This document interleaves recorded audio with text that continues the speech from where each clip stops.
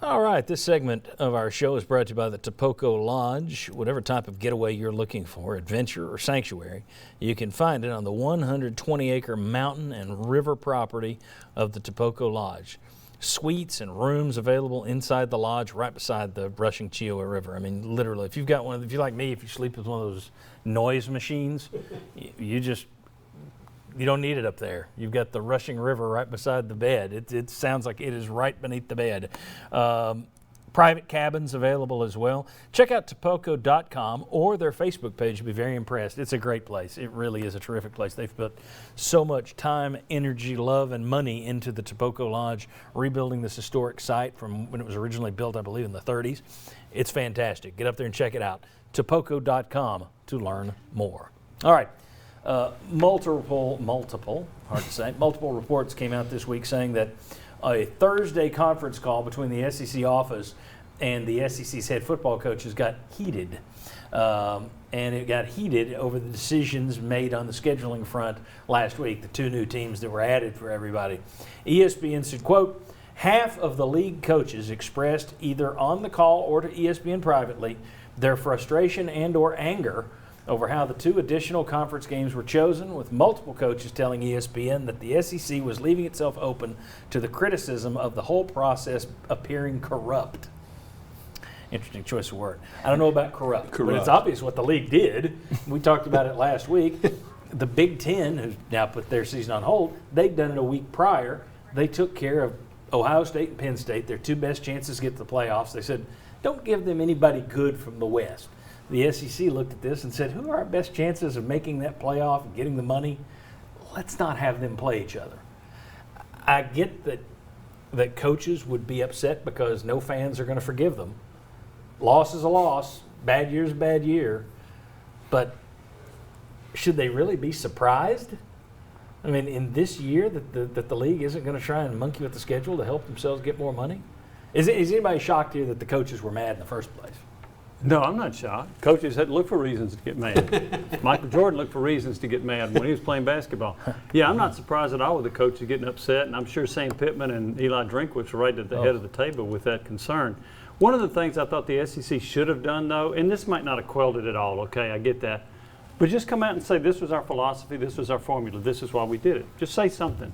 I think sometimes when you go in a tunnel and you won't say anything and don't make yourself available, you end up leaving yourself open for a little bit more criticism. Be a little bit more transparent.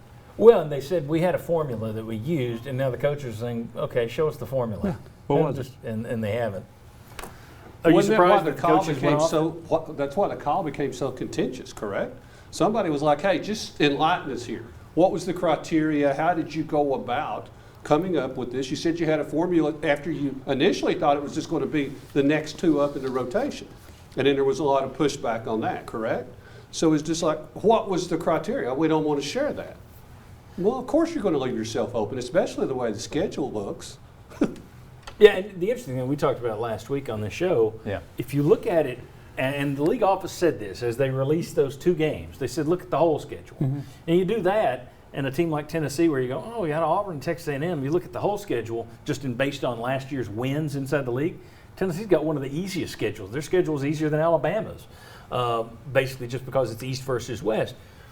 But I don't have a problem with what the league did. I understand it. This year, this weird year when these schools are going to go broke if they don't have football and you're looking for any extra bucks you can get, I understand it. So while the coaches are going to be mad because it could bite them in the butt, do you not feel that they should be a little more understanding that, well, maybe this keeps some of us employed? Yeah, it kind of comes back to well, why don't you just focus on trying to have these games first, and then at the end of the season, if you get upset, that's fine. But I'll just repeat what I did last week. I think the SEC put itself in that position. If you're going to say look at the whole schedule, look at all 10 games, well, show all 10 games. Don't release just the two opponents, and that's all you see. All you see is Alabama getting Kentucky and Missouri. They can't get Georgia because they already had Georgia, so show them that. Because some people don't know that Alabama and Georgia are playing. Some do and don't care about that. But if you show them, the schedules are going to look a lot more even. Alabama's schedule looks tougher when it's instead of just Kentucky and Missouri, it's Auburn, Georgia, LSU, Texas A&M. It's a much tougher schedule if you actually show the whole thing. So the SEC put itself in that position. And they also could have just, somewhere they've got an index card with all the dates and the grid schedule laid out already.